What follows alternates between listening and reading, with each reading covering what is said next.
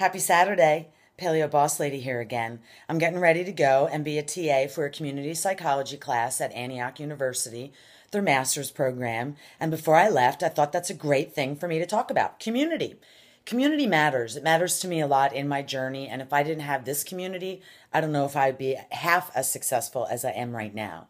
So, one of the things I want to encourage all of you is to take a moment and think about your community, your family community, your friend community, your own community that's just yours, like your girlfriends, your old school friends. There's all different types of community, your MS or maybe Lou Gehrig's or lupus or whatever community you identify with. It could even be an addiction you have, or people identify with AA, or it could be an LGBT community. Whatever the community is, stop, think about them, and know that you can go to community for strength. And a lot of times, some of our greatest things happen in the power of community.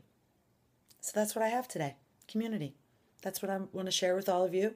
Namaste. As usual, my goal is to inspire, engage, and empower you to question your status quo to live your best life. Have a great day.